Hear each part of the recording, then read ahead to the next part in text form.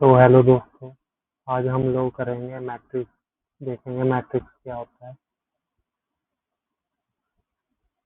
मै-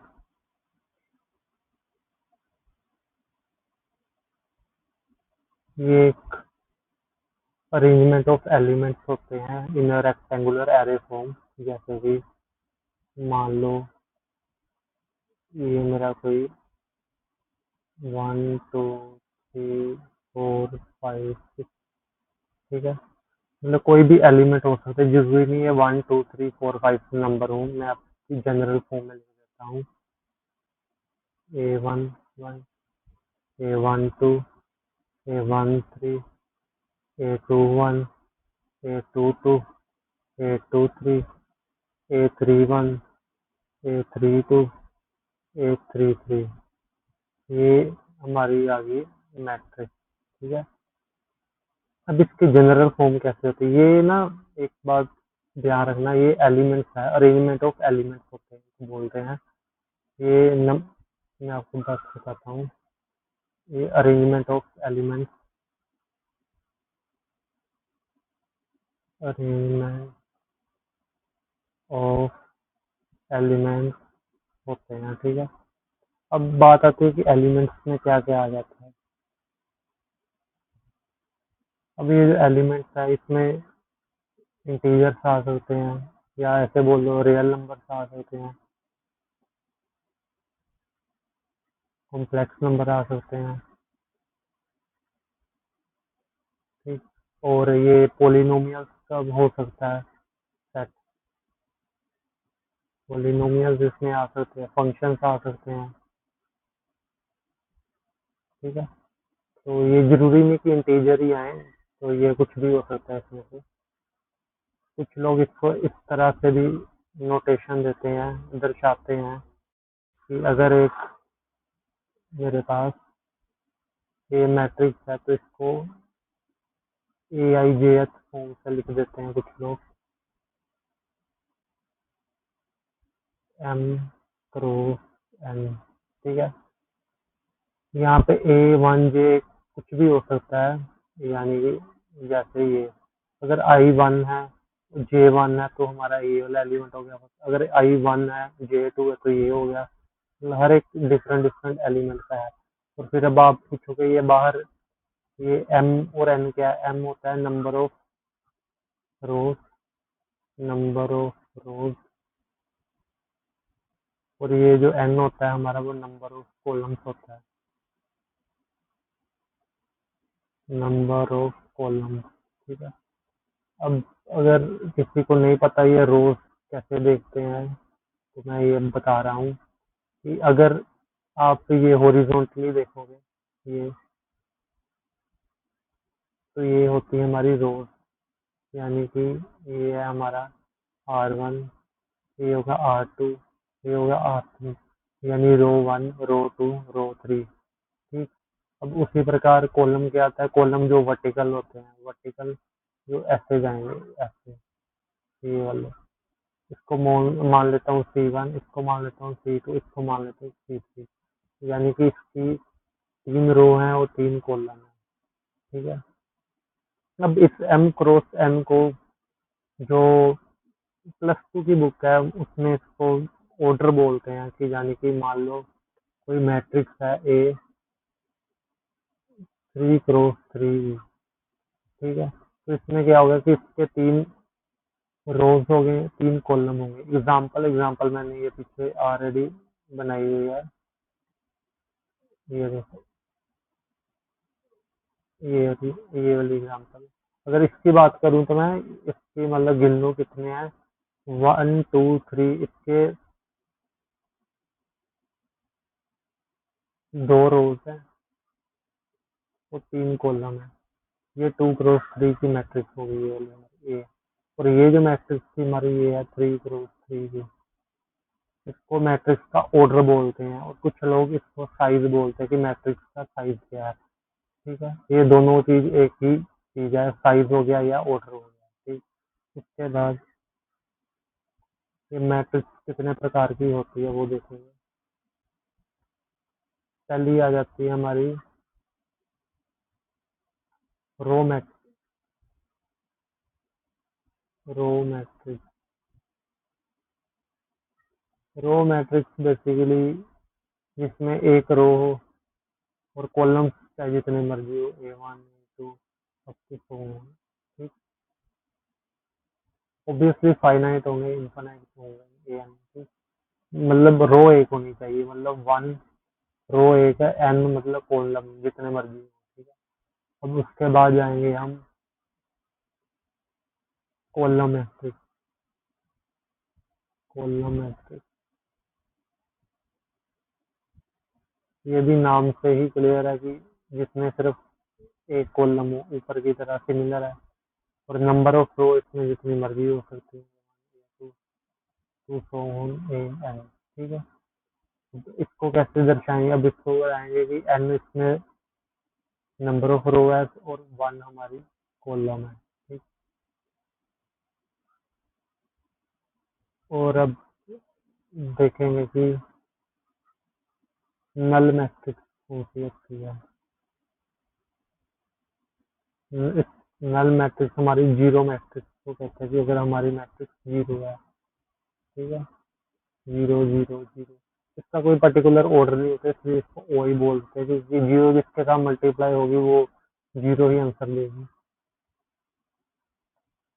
आगे चलते हैं, उसके बाद आएगा स्क्वायर मैट्रिक्स,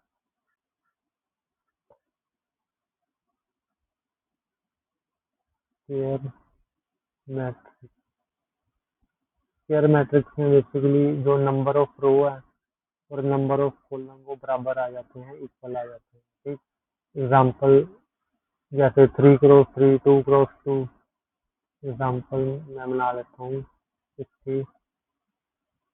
मैं पहले 2 क्रॉस 2 की बना लेता हूँ, 1 2 3 4, ये मेरी 2 क्रॉस 2 की मैट्रिक्स है। और अगर मैं इधर जाऊँ देखूंगा 1 2 3 4 5 6 7 8 9। अब इसको मैं 3 क्रॉस 3 की मैट्रिक्स बोल दूंगा, यानी कि number of row number of column same है, number of row number of column same है, तो ये हमारी हो जाएगी स्क्वायर मैट्रिक्स। उसके बाद आ जाती है हमारी आइडेंटिटी मैट्रिक्स, आइडेंटिटी मैट्रिक्स,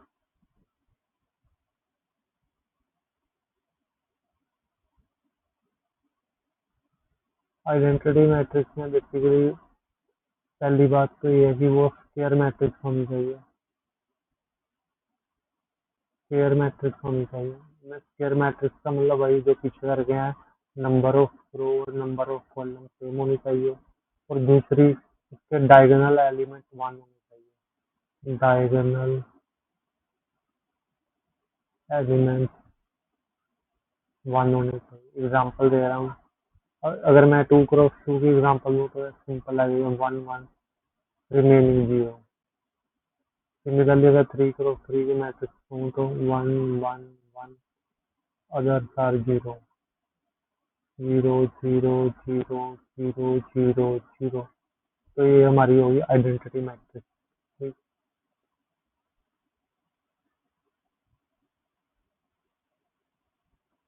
अब हम करेंगे प्रॉपर्टीज,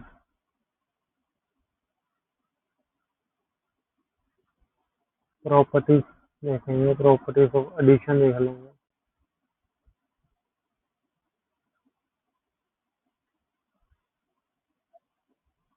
ठीक, अगर दो मैट्रिक्स को आपस में सम करोगे, तो अगर ए और बी कोई दो मैट्रिक्स है उनको आपस में ऐड कर लिया तो वो वही आएंगे जो बी प्लस ए होंगे। ठीक, दूसरी प्रॉपर्टी, ये इसको कम्यूटेटिव प्रॉपर्टी बोल देते हैं ऊपर वाली को, नीचे वाली मैं अब लिख रहा हूँ एसोसिएटिव, यानी कि अगर ये ऐसा है तो ये जैसा होगा। अगर ए बी सी कोई मैट्रिक्स है उसको पहली दो ब्रैकेट करके सोल्व कर लिया, लास्टली दो ब्रैकेट करके सोल्व कर लिया, तो आंसर हमेशा सेम ही आता है।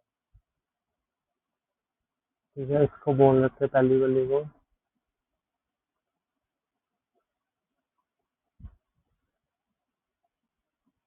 कम्यूटेटिव,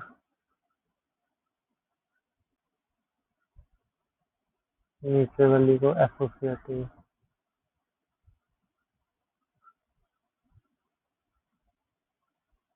ठीक,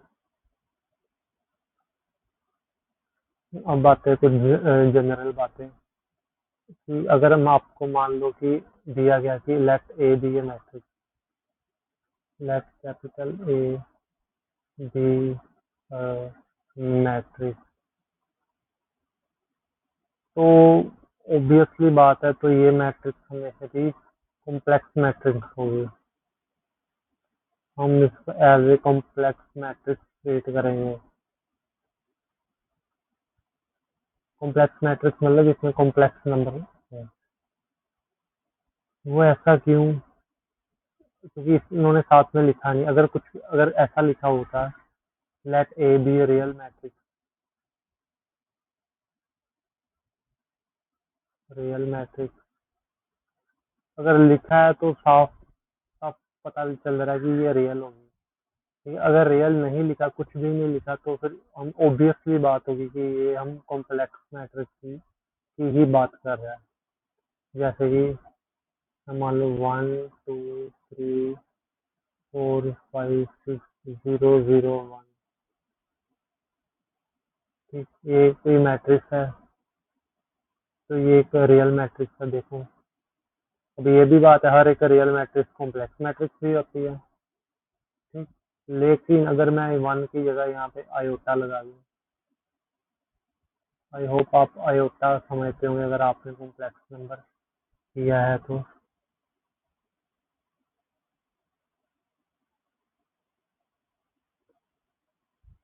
ये आयोटा,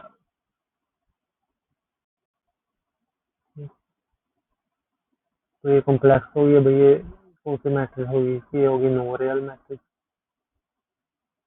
नॉन रियल मैट्रिक्स।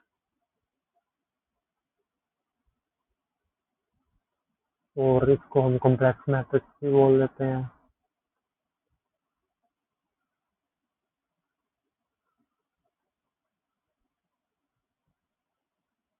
अब बात आती है कि कॉम्प्लेक्स मैट्रिक्स की मल्टीप्लिकेशन कैसे होती है। मल्टीप्लिकेशन के लिए ये बात थी, अगर ए मेरी एम क्रॉस एन मैट्रिक्स है, अगर इसको मैं मल्टीप्लाई करा दूं बी से एन क्रॉस सी मैट्रिक्स से, तो ये मैट्रिक्स मल्टीप्लाई तभी होगी अगर इसके नंबर ऑफ कॉलम और ये इसके नंबर ऑफ रे सेम है तो। अदरवाइज ये मैट्रिक्स आपस में कोई मल्टीप्लाई नहीं होगी। अगर ये सेम है तभी मल्टीप्लाई होगी, और मल्टीप्लाई करके जो रिजल्ट आएगा ए, वो ये होगा एम क्रॉस पी, यानी कि ए एम और ये पी। एग्जाम्पल दे रहा हूँ, जैसे कि ए मान लिया मैंने, मैट्रिक्स है 1 2 3 1। ये मान लो 2 क्रॉस 2 की मैट्रिक्स है, मैंने मल्टीप्लाई करा दिया इसको 1 2, मान लो इससे मल्टीप्लाई करा दिया, ये है मेरा 2 क्रॉस 2। अब ये 2 और ये 2 सेम है, मैं मल्टीप्लाई करके देखते हैं क्या आंसर आया। आई होप मल्टीप्लाई आपको आती होगी कि इसका रो लेते हैं, इसका कॉलम लेते हैं, आपस में मल्टीप्लाई कराते हैं। 1 1 द 1, 2 2 द 4, तो 1 + 2 को ऐड कर दिया तो क्या बन गया मेरा 5। क्लियर? और मुझे अब इतना पता है, इसका जो आंसर आएगा वो 2 क्रॉस 1 मैट्रिक्स होगी, क्योंकि यहाँ से और यहाँ। ठीक, तो मैंने दूसरा किया 3 + 2 कितना था 5, यानी कि ये मेरा आंसर आ गया 3 1 3 2 1 का 2 5। तो ये मेरी मैट्रिक्स आ गई 2 क्रॉस 1 की। ठीक,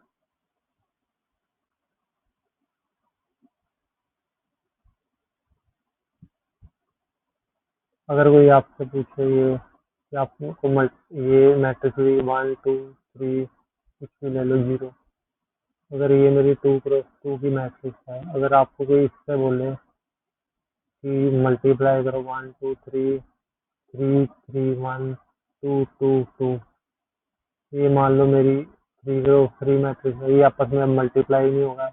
मल्टीप्लाई इसलिए नहीं होगा क्योंकि यहाँ पे 2 है और यहाँ पे 3 है, जबकि मल्टीप्लाई तब होते हैं कि अगर ये सेम होते हैं तो। ठीक है, आई होप ये बात आपको समझ में आई होगी।